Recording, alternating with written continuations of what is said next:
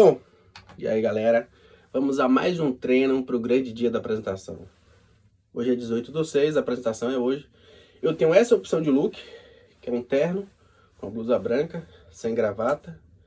Eu tenho a outra opção de look, que é só a blusa branca, essa blusa social, sem o terno, que fica legal também. Eu vou fazer uma apresentação assim.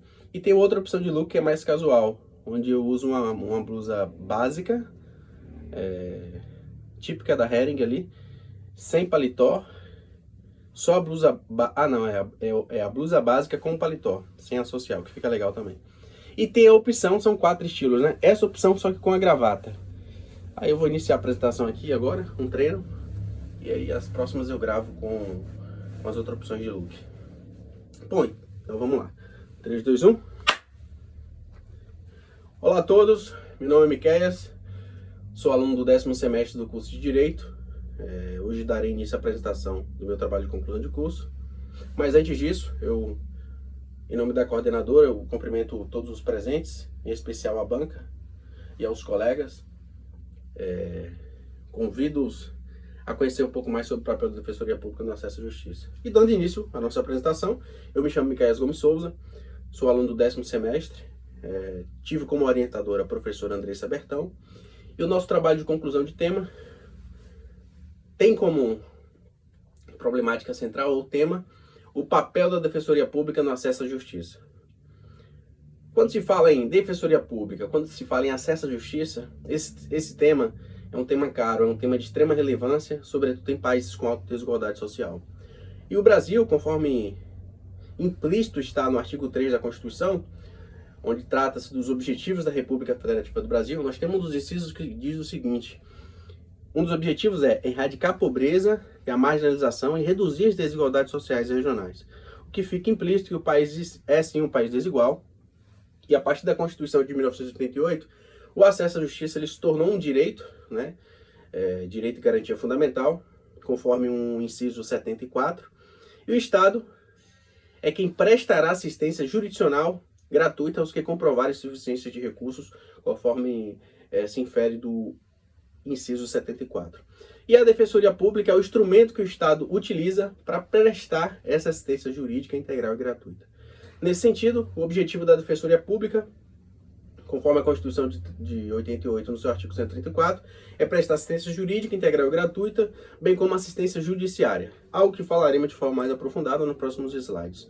O nosso problema de pesquisa se resume ao seguinte questionamento: de que forma a Defensoria Pública contribui para a efetivação do acesso à justiça e quais são os principais obstáculos enfrentados por essa instituição no cumprimento da sua missão constitucional? O objetivo geral do nosso trabalho foi analisar o papel da Defensoria Pública no acesso à justiça, considerando os desafios e as estratégias adotados pelo órgão no cumprimento da sua missão. Nossos objetivos específicos foram examinar a evolução histórica e o desenvolvimento institucional da Defensoria Pública no Brasil, bem como identificar os principais obstáculos enfrentados pelo órgão no cumprimento da sua missão constitucional, bem como discutir medidas e práticas adotadas por outras jurisdições que poderiam ou que podem ser aplicadas no Brasil para melhorar o funcionamento da Defensoria Pública. Esse trabalho, a justificativa reside na necessidade de entender os mecanismos que garantem o acesso à justiça e como a Defensoria Pública pode ser aprimorada para melhor servir o cliente cidadão. Fundamentação teórica. Jurisdição e acesso à justiça, conforme foi possível observar no nosso projeto de pesquisa, em todo o nosso trabalho, são frutos de evolução histórica. No passado, o Estado ele não possuía o monopólio estatal, ou seja, os conflitos eram resolvidos através da tutela pelas partes, né, pela força, em detrimento da razão jurídica, e posteriormente, primeiro de forma facultativa e depois de forma obrigatória, os conflitos passaram a ser submetidos à arbitragem, onde a terceira pessoa imparcial era elegida pelas partes, né, uma pessoa desinteressada e parcial, era elegida pelas partes para solucionar a lide. E aí quando se fala em autotutela, quando se fala em arbitragem, é impossível não fazer menção a disciplinas que temos aí no 2º semestre, no 7º semestre, no qual aprendemos sobre os métodos alternativos de resolução de conflito, né, que é uma disciplina da grade curricular da faculdade, e também nós temos a disciplina Teoria Geral do Processo. Com o passar do tempo, e principalmente após o surgimento da teoria da repartição dos poderes, teoria presente no clássico livro do Barão de Montesquieu, né, livro intitulado O Espírito das Leis, já no século XVII, só a partir daí que o Estado ele passou a ser o detentor do poder jurisdicional. Ele passou a ter a monopolização da jurisdição. Em outras palavras, ele passou a regular as relações sociais e jurisdicionar, que nada mais é do que redizer o direito. Juntamente com a monopolização, o Estado ele tornou-se o responsável exclusivo em proporcionar o acesso à justiça, distribuindo a justiça àqueles que a invocar.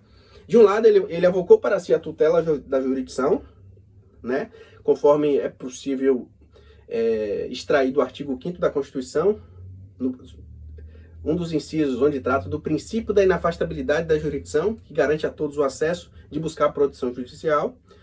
E por outro lado, em matéria de direitos civis subjetivos, ele faculta ao interessado a tarefa de provocar o judiciário. Ou seja, a partir daí, quando qualquer parte tem um direito violado, não mais é resolvido através da tutela ou arbitragem. Não, a partir do século XVII, cabe à parte provocar o judiciário, que via de regra permanece inerte. Aquilo que aprendemos lá no artigo 2 do nosso Código Processual Civil, o princípio da inércia da jurisdição. Se a parte ou se qualquer pessoa tem um direito violado, esse cliente cidadão deve provocar o judiciário, que só a partir daí jurisdiciona. E aqui é importante trazer um brocado jurídico que aprendemos nos corredores da faculdade, lá nos primeiros semestres do curso, onde o direito não socorre aos que dormem. E de fato, quando a pessoa tem um direito violado e ela não provoca o judiciário, de fato esse direito ele é perdido. Histórico do acesso à justiça no Brasil. O acesso à justiça no contexto do Brasil, os primeiros escritos que dizem respeito à concessão de justiça gratuita estavam presentes nas ordenações filipinas. A garantia fundamental prevista no direito brasileiro do acesso à justiça surge pela primeira vez na Constituição de 1934, a chamada Garantia da Assistência Judiciária, e se estende até a Constituição de 1988, com exceção da Constituição de 1937, né, que foi o período ditatorial. Nesse contexto não havia uma previsão constitucional do acesso à justiça. As três ondas do acesso à justiça. No mundo ocidental, o interesse ao acesso à justiça resultou em três ondas de desenvolvimento, segundo Capelletti, é um dos teóricos que embasa o nosso trabalho. Segundo esse autor, essas ondas tiveram início a partir de 1965 e seguiram a ordem cronológica. A primeira onda ela diz respeito à assistência jurídica integral e gratuita aos hipossuficientes, né, quebrando a barreira financeira. A segunda onda ela preocupou-se com a representação dos interesses difusos e coletivos, né, protegendo os vulneráveis. E a terceira onda ela centra sua atenção num conjunto de mecanismos e procedimentos usados para prevenir disputa nas sociedades modernas. Aquilo que foi dito anteriormente ganha destaque nesse contexto: mediação, conciliação, arbitragem, que são alternativas eficazes aí para solucionar lides de uma forma mais personalizada, trazendo aí resolutividade e mais produtividade para o judiciário. Algo que aprendemos na disciplina Teoria Geral do Processo, também na disciplina Métodos Alternativos de Resolução de Conflitos, a partir do 2º ao 7º semestre, como foi dito anteriormente. Os primeiros esforços usados na efetivação do acesso à justiça concentraram em proporcionar serviços jurídicos para os pobres no Ocidente. Nesse contexto surgiu o sistema judicário, sistema através do qual a assistência judiciária é um direito para todos que se enquadram nos termos da lei. A finalidade era proporcionar a representação que teriam se pudesse pagar um advogado. Ou seja, o sistema judiciário ele prestava uma mera assistência judicial, uma representação processual. Em contrapartida, surgem aí os advogados remunerados pelos cofres públicos, com objetivo diverso do sistema judiciário. E esse modelo de advocacia remunerado pelos cofres públicos, ele se destaca, pois havia uma preocupação em conscientizar os pobres de seus direitos. Outro ponto importante é que esses escritórios eram localizados em bairros carentes, o que gerava uma facilidade de acesso e, consequentemente, uma relativização de barreiras. Enquanto o sistema judiciário prestava assistência judicial, os advogados remunerados pelos cofres públicos, ele prestava assistência jurídica, né, que vai além da assistência judicial, prestando uma consultoria, um auxílio, uma orientação judicial ou extrajudicial. E é importante mencionar que o modelo de defensoria pública que temos a partir da Constituição de 1988 é uma junção do modelo do sistema judiciário com os advogados remunerados pelos cofres públicos. Defensoria pública no Brasil. A partir da Constituição de 1988, né, trouxe aí a partir daí uma nova visão mais abrangente sobre assistência jurídica integral e gratuita, conforme é possível inferir a partir do artigo 134 da Constituição, onde o legislador traz a missão, a razão de ser do órgão de defensoria pública. O legislador dispõe, a partir do capítulo 4 das funções essenciais da Justiça, que a defensoria é uma instituição permanente, essencial à função jurisdicional do Estado, incumbindo-lhe a orientação jurídica, a defesa em todos os graus dos necessitados e a promoção de direitos humanos. Se a gente pudesse resumir aí qual a função do órgão de defensoria pública, é orientar, defender e promover os direitos humanos. Os princípios institucionais que regem a defensoria pública é a unidade, a indivisibilidade e a independência funcional.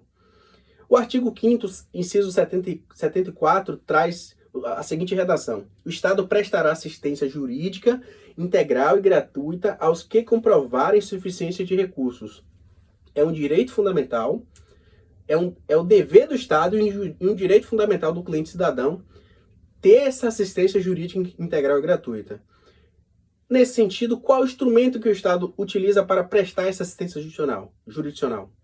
E aí que entra justamente este órgão de grande importância que tem um papel fundamental na promoção do acesso à justiça, que é a Defensoria Pública. A metodologia do nosso trabalho foi uma revisão de literatura bibliográfica, doutrinária e legislativa, com foco na análise de textos acadêmicos, legislações e documentos institucionais e obras de referência sobre o tema. Resultado de discussões. Bom, alguns dos obstáculos enfrentados pela Defensoria Pública no cumprimento da sua missão constitucional. Foi possível chegar a essa conclusão durante a nossa pesquisa. Há uma falta de recursos humanos e financeiros, há uma falta de investimento no órgão, há preferência do governo em algumas localidades onde não se tem defensoria pública por advogados dativos, a contratação de novos servidores. O Estado ele prefere não abrir o edital para contratar servidores. Nesses contextos ele prefere ter advogados dativos, o que acaba comprometendo a qualidade do serviço ao cliente cidadão.